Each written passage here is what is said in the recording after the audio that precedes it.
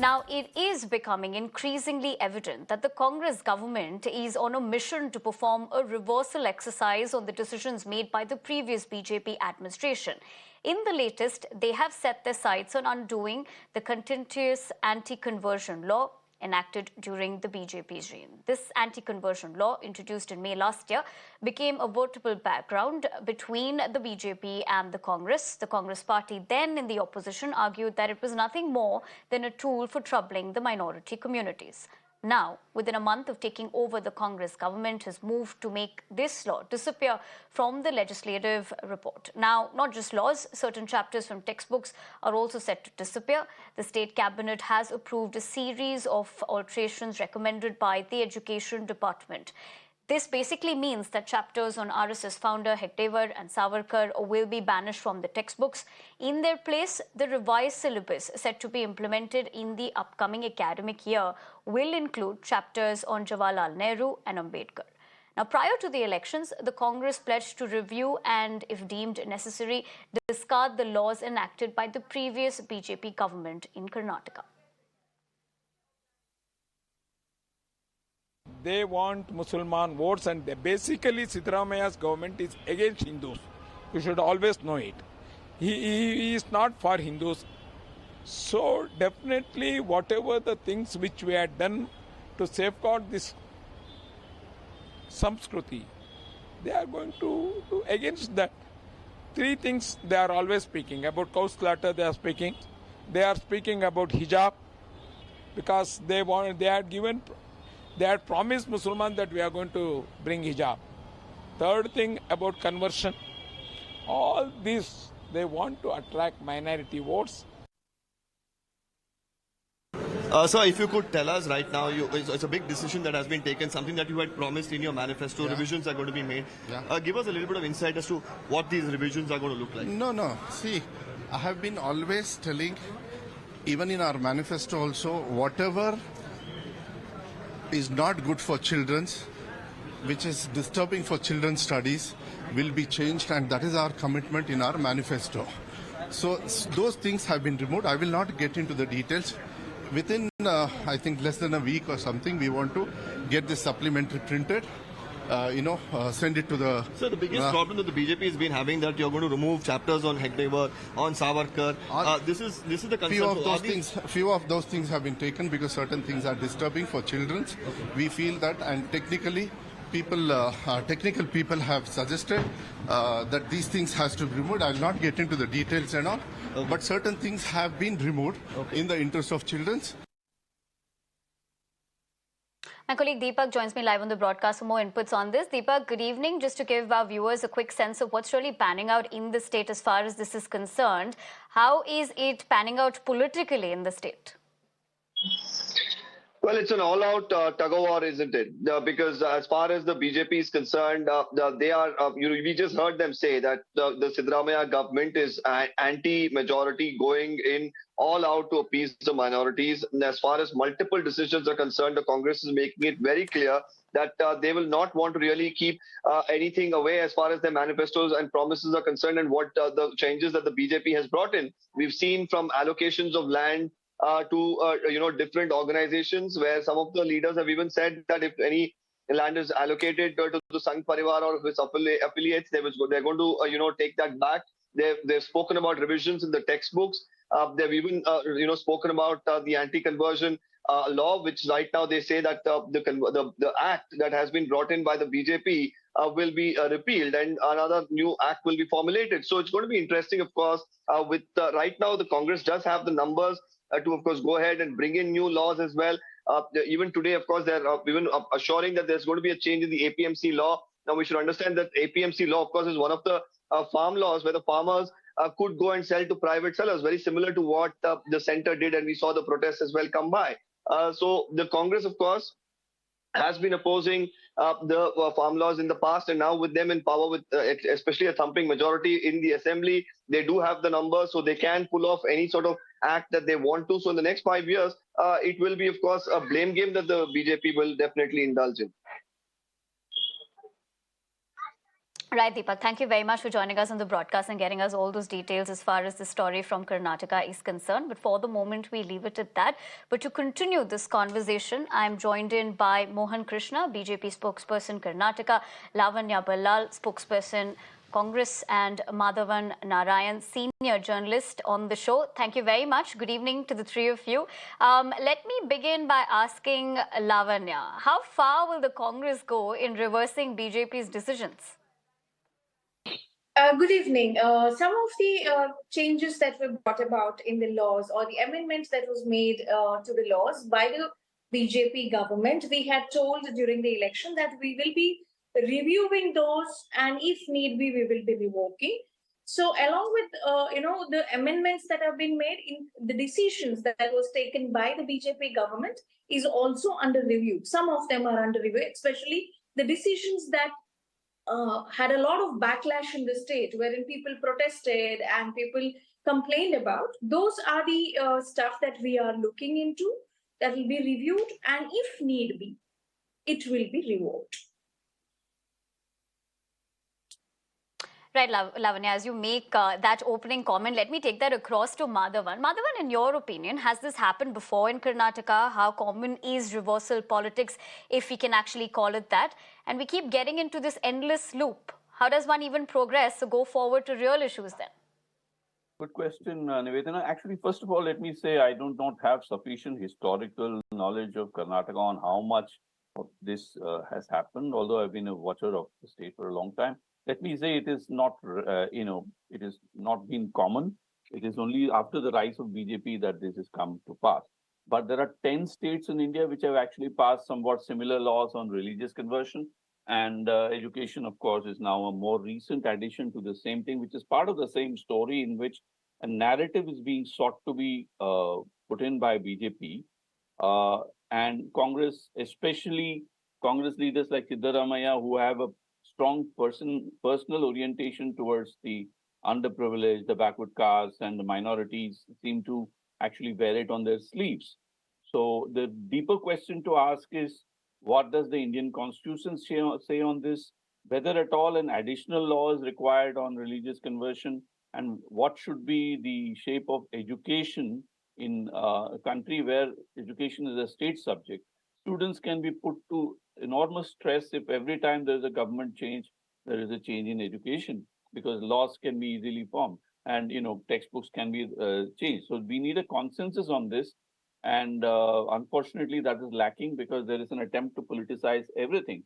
And it's important to remember that the state education is a state subject, while right to equality, right to freedom of religion, cultural and educational rights are part of the fundamental rights of the Constitution. Therefore, anything of this, if you really scratch the surface, will actually land up in Supreme Court, where the Supreme Court last year spoke against inducement in the case of religion, against it. But inducement is difficult to establish. It's possible to, let's say, interpret a convent school as religious and therefore spiritual activity. And if somebody converts to religion, unless the person converts to religion, unless the person himself or herself says that I have been forced into this or induced into this, it's difficult to prove it in a court of law. What it does give is the power for a state government to either use its school authorities to change the curriculum or teaching behavior, or to use police, which reports to the state, to do some kind of coercive or bullying activity to counter what they perceive to be coercive activity on the part of a religious structure. It's all politics, really. And I'm tempted to quote T.S. Eliot, the poet, who said, in a minute there is time for decisions and revisions that a minute will reverse. But I would also like to quote a common proverb, Mia bhai bivi raji to kya karega kazi. So if there are two people consenting on the business of religious conversion, there's not much that law enforcers can do. And also, to BJP's point of view that this is anti-Hindu, the point is that it's a majority of Hindus that have elected this government to power.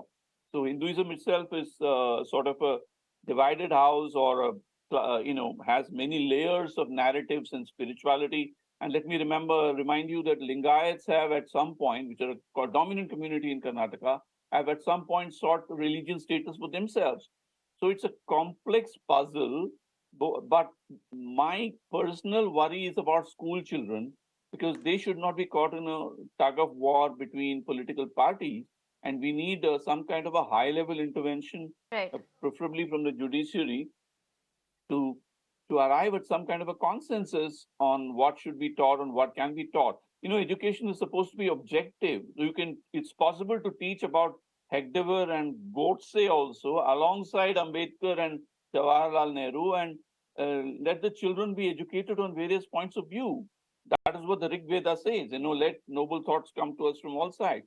Unfortunately, school children are being sort of, I would say, harassed. I mean, I would call this harassment. Anything is harassment. Both the BJP and the Congress are harassing the children of Karnataka, I would say. Let's have a consensus on this, because otherwise you're politicizing everything. And if you ignore the constitution, which actually allows both liberal education as well as a fundamental rights to religion, then all this is complete nonsense, if you ask me.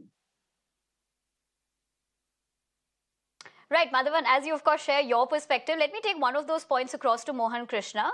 Mohan, with the fact that of course Madhavan did point out it was the majority of the Hindu community also that voted this particular state government. So how do you look at that? How does the BJP look into this, and how would ideally the party want to take this matter to the public domain? Very good evening, Nivedhana.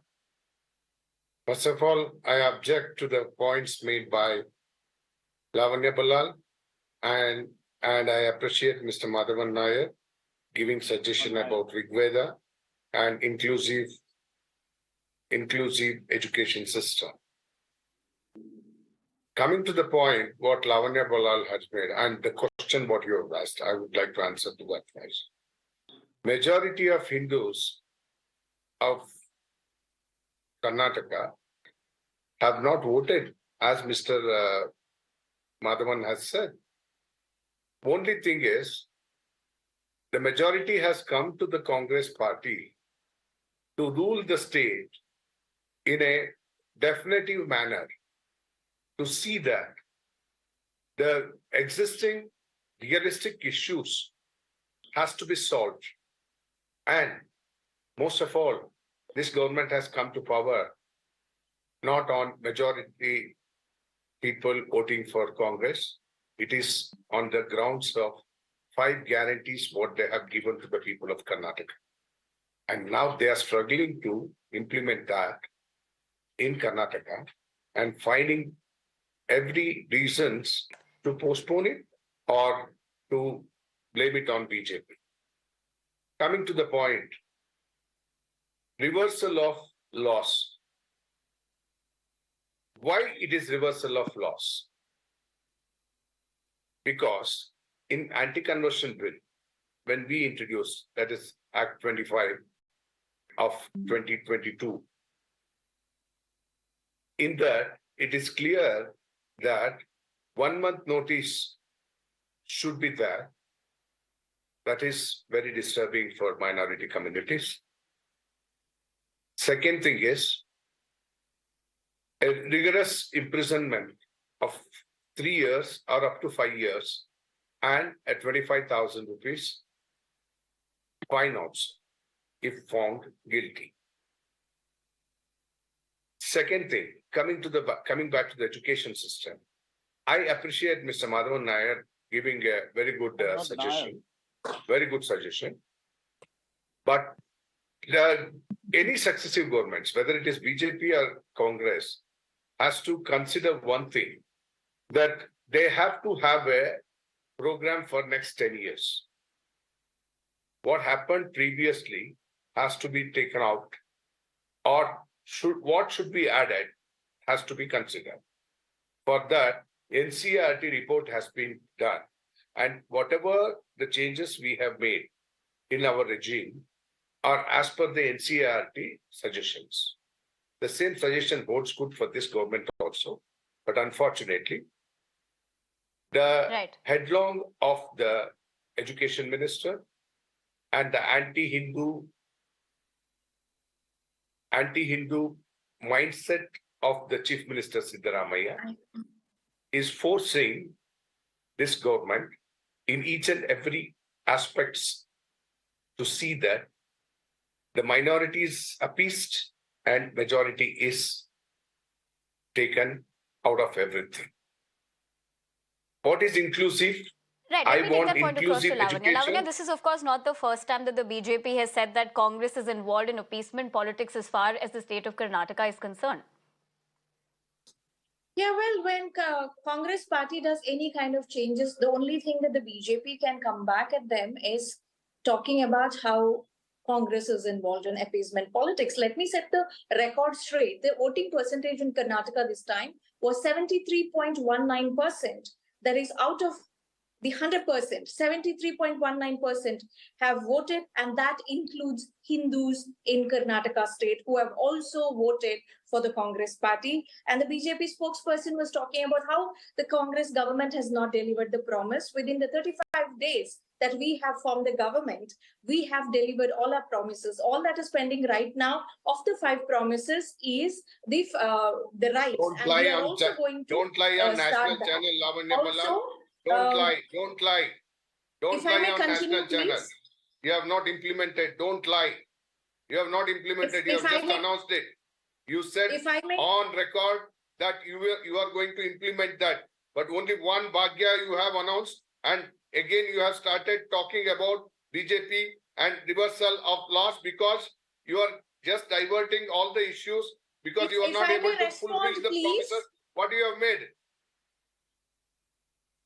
Sir, I would request you to have some patience and let me finish what I'm talking. I I was request the patient anchor enough to for let me 21 allow minutes. me to I finish heard my both of word. you.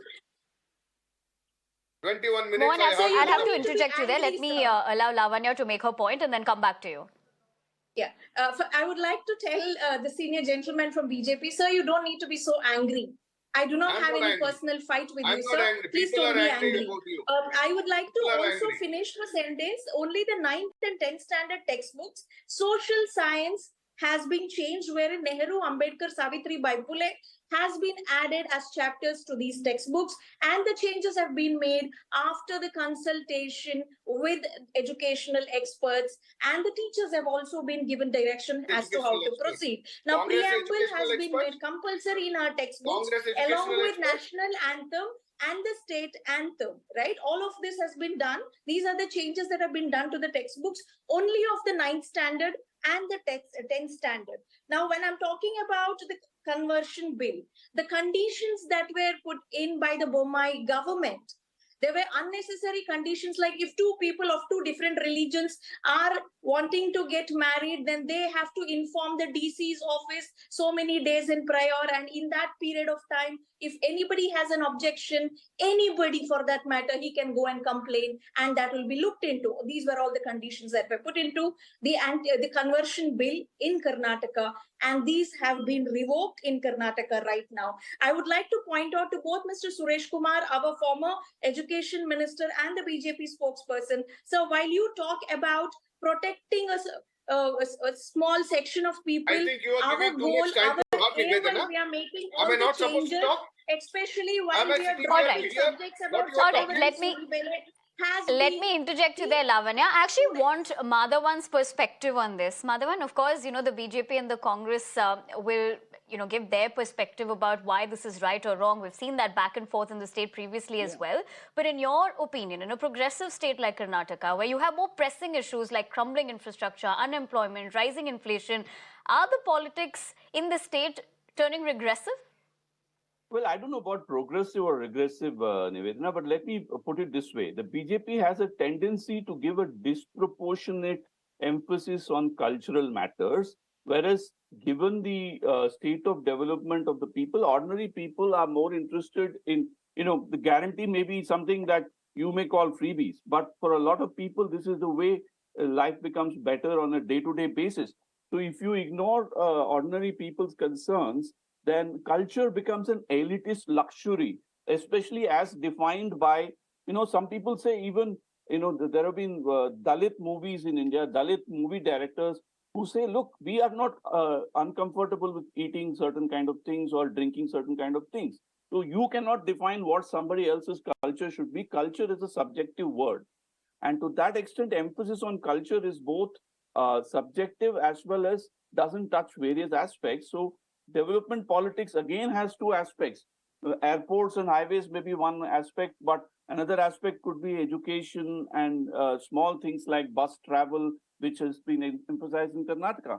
So to that extent, I think politically speaking, the people of Karnataka have spoken, but the important thing to remember is not that. Politics in a democracy allows us to debate and vote accordingly, and the moods may change. But what is more important is the constitutional priorities of India. Constitutional priorities of India are not determined by cultural factors alone. Our constitution promises social and economic justice and political justice. These are all material. They are not spiritual, unless you chose to interpret social justice for others as a spiritual activity like charity. So, first of all, let me tell you that this country in general right now, we are going through a phase where knowledgeable people are not being respected, and philosophy is being discarded in favor of mob psychology. And what we are seeing in Karnataka is one kind of mob backlash countering another kind of mob thinking. We have, what kind of spiritual country we are living in if we don't respect philosophy? But that is a larger point. But the point is, one man's materialism, maybe another person's spiritualism, and the constitution gives sufficient elbow room for everybody. But what is important is you don't violate the constitution. What is important is it's the courts and not the local thanedar who will determine what is. These are abstract issues, religion. Local policeman is not qualified even to discuss these things. So it will only lead to harassment of people. Right. And as far as education is concerned, I've already said what I have said. We need a certain enlightened consensus on how we should guide our children. Maybe, and I know NCERT itself is going through a controversy at the center because of various things it's done. At the university level, so this is happening. So therefore, we need to understand that India is a modern republic. So everything is guided not by some ancient thought, but by modern thought, which may be an extension of ancient thought. But why do you ignore the living Maharishis in favor of some past ones?